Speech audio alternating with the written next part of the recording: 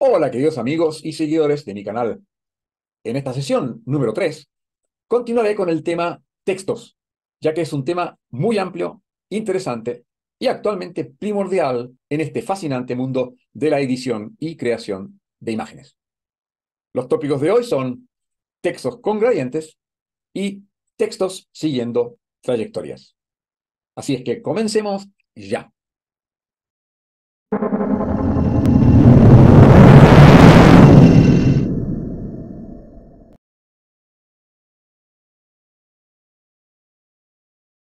Textos con gradientes. Creamos un proyecto nuevo llenando con el color de trasfondo, que en este caso es blanco, por la única razón de que queremos poder visualizar mejor los pasos que vamos a realizar. Agregamos ahora un texto.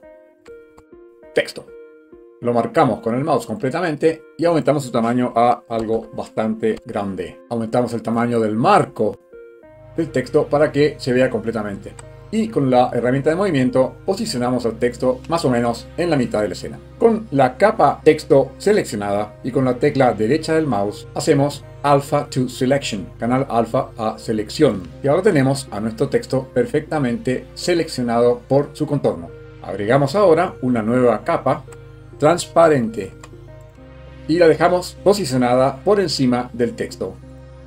Hacemos doble clic sobre el nombre y le damos nuestro nombre, máscara gradiente. Ahora podemos esconder la capa texto y tenemos solamente la selección del borde. Seleccionando la capa máscara, habilitamos ahora a la herramienta de gradiente. Para hacerlo tenemos dos posibilidades. O bien en el sector de herramientas seleccionar, por ejemplo, con la tecla derecha del mouse, gradiente, o como está indicado inclusive ahí mismo, podemos utilizar la tecla rápida G para lograrlo.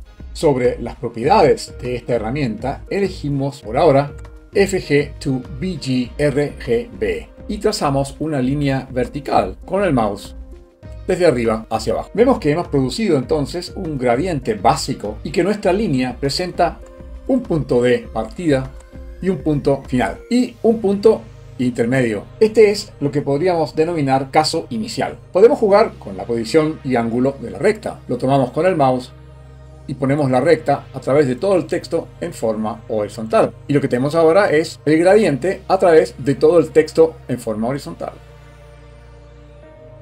Volviendo a nuestra posición inicial, también podríamos alternar los puntos. El inicial o de partida lo ponemos abajo y el que era final lo ponemos arriba. Con lo cual se invierte ahora nuestro patrón de gradiente. Dejémoslo nuevamente como estaba al principio. Podemos también cambiar los colores de los extremos, por ejemplo, rojo y al extremo inferior, azul. Podemos también modificar las características o las propiedades del punto intermedio. Por supuesto, con el mouse podemos llevar su posición hacia arriba o hacia abajo. Indicaría esto que estamos modificando el punto de modificación del color. También podemos cambiar el modo de blending, modo de fusión, donde el caso extremo sería, por ejemplo, step, un solo paso, en el cual no hay graduación entre el color superior y el color inferior, sino que pasa violentamente del uno al otro. Es decir, este caso sería un caso en que prácticamente no tenemos gradiente. Llevémoslo a la condición más típica, que sería blending lineal. También podemos cambiar el modo de coloreado. Normalmente está en RGB, Red, Green, Blue. Y si lo cambiamos a HSV counterclockwise, siendo HSV Hue Saturation Value, valor, tono, saturación. Dejémoslo como estaba también. Pero también podríamos agregar cualquier cantidad de puntos stop. Por ejemplo aquí. Y cada vez que creamos un nuevo punto stop, fíjense que se crea también un punto intermedio. En este caso, punto intermedio número 2. En cada punto stop podemos cambiar los colores. Acá aparece como left color y right color. Color a la izquierda, color a la derecha. Pero como tenemos en este caso un gradiente de tipo vertical, tendríamos que decir acá el color superior y el color inferior. En condiciones normales están ambos colores atados entre sí. Es decir, a los dos lados tenemos el mismo color. Si digitamos sobre uno de ellos, cualquiera, y elegimos ahora otro color diferente, como este por ejemplo, claro está que cambia la situación por arriba y por abajo. O este por ejemplo. Sigamos como estaba. Para este stop arriba y abajo. Ahora elegimos el de abajo como otro color, por ejemplo. O así. Pero claro, al tener el punto stop con sus dos colores arriba y abajo ahora separados, se crea un límite entre ambos colores que es totalmente abrupto. Es decir, no hay gradiente entre ellos. Los volvemos a juntar y elegimos el color rojo. Podríamos poner otro punto stop aquí y elegir ahora otro color diferente, por ejemplo ese.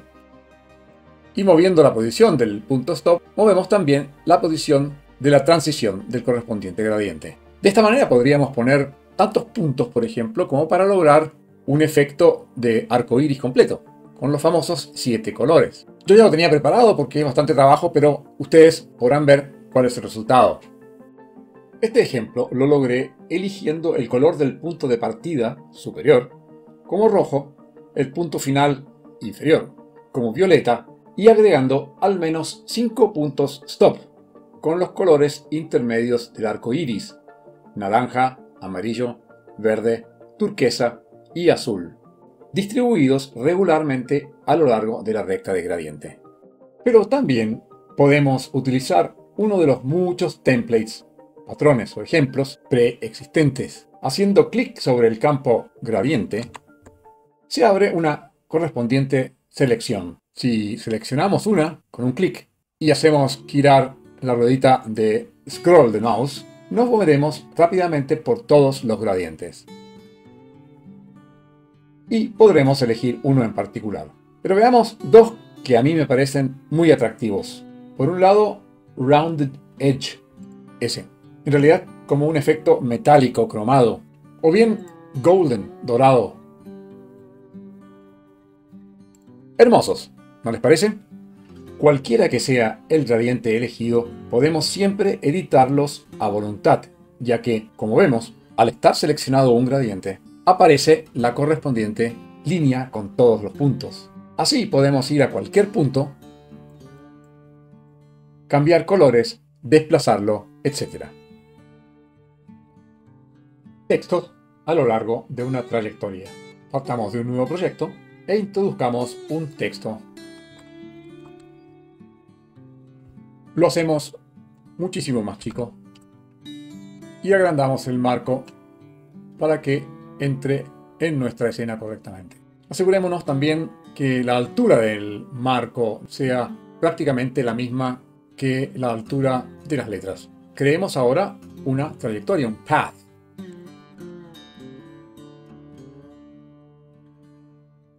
Algo así como este.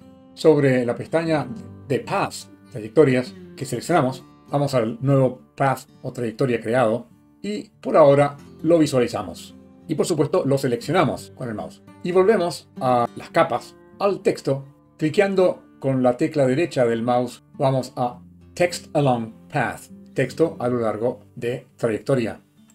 Y observamos que se ha creado un nuevo texto, o al menos creemos que es un nuevo texto, pero en realidad no lo es, porque estamos en la sección de capas y no se ha creado en realidad ninguna capa adicional. Si vamos, sin embargo, a Paths, efectivamente se ha creado un nuevo path, que es este, y que reemplaza en este caso al texto. Es decir, el objeto creado no es un objeto texto, sino un objeto trayectoria, que por lo que ustedes pueden observar con los distintos puntos alrededor de cada una de las letras, lo que hace es generar una trayectoria que recorre todos los contornos del texto. Honestamente, esta es una limitación bastante seria de GIMP, ya que casi no tenemos capacidad de edición sobre este objeto. Pero podemos, al menos parcialmente, sortear esta limitación del siguiente modo.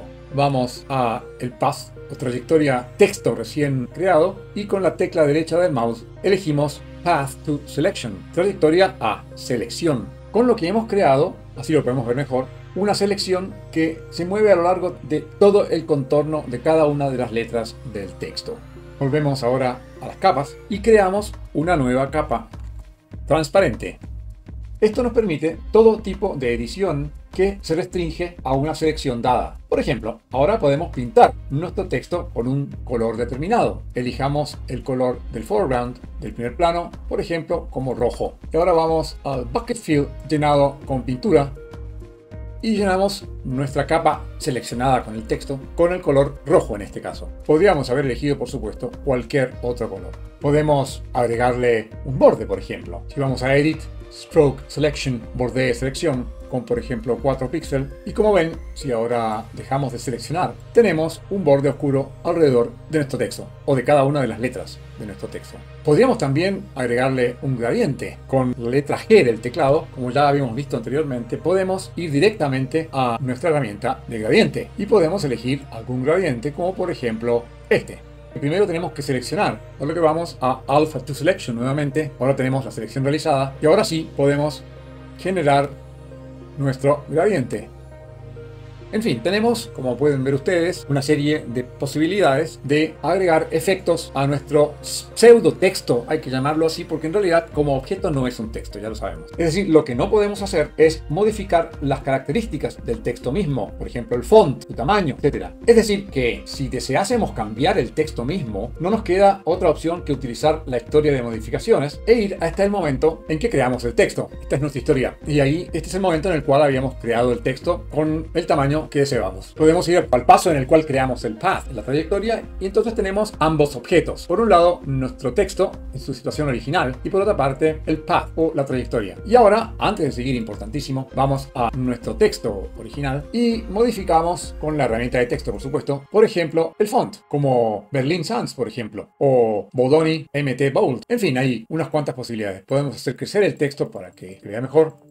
Y ahora vamos al texto y decimos Text Along Path, texto a lo largo de la trayectoria. Y ahora tenemos a nuestro texto modificado, en este caso con otro font y con otro tamaño, siguiendo la misma trayectoria que habíamos creado al principio. Pero como vimos, para ello fue necesario que utilizásemos la historia de ediciones y de ir hacia atrás al momento en que creamos al texto y al path, a la trayectoria. Aclaremos, si solo queremos tener al texto ondulado en nuestro proyecto, que es lo que usualmente querríamos, tenemos que esconder todos los demás objetos. Por ejemplo, la trayectoria original. Vamos a Paths. Esta es la trayectoria original, este es el texto trayectoria. Sacamos entonces la trayectoria original y en la pestaña de Layers de capas escondemos el texto original. Y ahora sí tenemos, como queríamos, solamente el texto ondulado, llamémoslo así, en nuestro proyecto. Por supuesto que, como vimos anteriormente, este texto es muy básico y es en realidad solo un texto outline o un texto contorno, pero como vimos anteriormente podemos, por ese método indirecto que vimos hace un rato atrás, convertirlo en una capa y, estando seleccionado, agregarle color o cualquier otro efecto que no sea específico de texto. En secuencia ultra rápida, el ejemplo de colorear el texto.